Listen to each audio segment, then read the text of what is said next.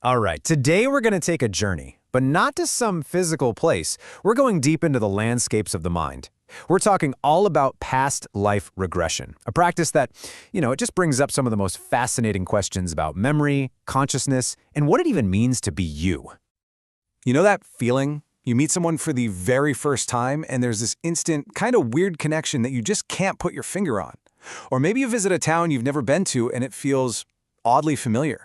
It's exactly these kinds of feelings that get people curious about past lives in the first place. So, why do people actually do this? What's the draw? Well, I can tell you it's almost never about finding out you're, Cleopatra or some famous king. The real power, the real reason, is all about the intention you bring into it. And look, the reasons people come are all over the map. For some, it's a really deep search, right? They're looking for clarity on their life's purpose.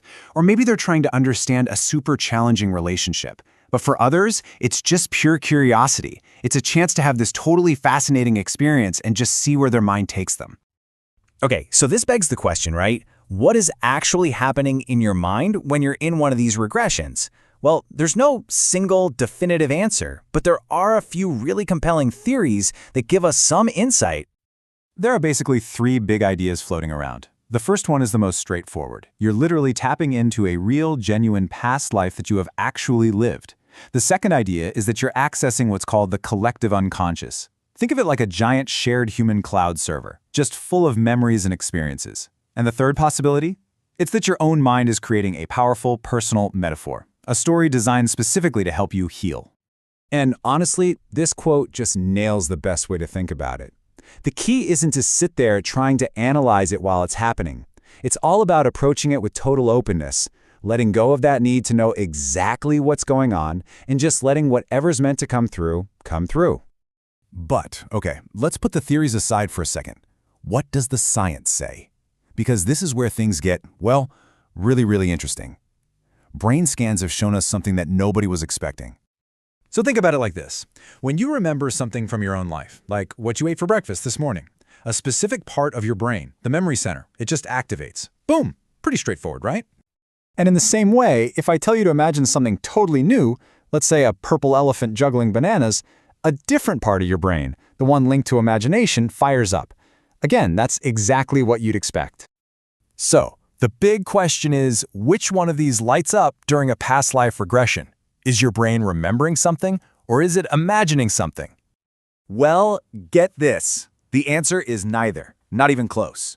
Research with brain scans showed that a completely different part of the brain went into overdrive, the visual processing center, which is way at the very back of the brain. This means what we're looking at is a totally unique brain state. It's not memory, and it's not imagination. Neurologically speaking, the brain is processing the information as if the person is literally seeing it, like watching a movie with their own eyes. Now, this doesn't prove what they're seeing, but it tells us the brain perceives it as a real visual event, not just some story they're making up. It's a truly wild phenomenon. Okay, so now that we've geeked out on the brain science, let's talk about what the journey actually feels like for the person who's going through it. So the whole thing is typically a guided process. It starts with getting into this state of super deep relaxation, just to quiet down that chatty, conscious mind. Then you create a mental sanctuary, a safe inner home base. From there, you often go through a symbolic tunnel, which acts like a gateway, leading you to explore key scenes from another life. And it all usually wraps up by connecting with what's called your higher self to get some really deep insights. And here's a really key thing to remember. Not everyone sees things like a movie. For some people, it's more of a clear knowing. They just know things are true without any images. For others, it's a physical feeling, like sensing the cold in the air. And for some, you can even get sounds or smells. Everyone's perception is totally different. All right, this brings us to the whole point of the journey. Because let's be real, this isn't just about being a tourist in your past lives, right? It's about what you bring back with you to heal and actually change your life right now. A really big part of this whole process is something called the life review. After the experience is over, you're guided to kind of float up and observe that life from a higher, more spiritual perspective. You're not just rewatching it, you're connecting the dots, trying to understand the lessons. And you ask that one critical question: why was I shown this specific life, and what on earth does it mean for me today? And that's where the real therapeutic magic happens. The whole goal is to spot those old energies or emotions or patterns from that past experience and consciously decide to release them. You're basically freeing yourself from stuff you might not have even known was holding you back.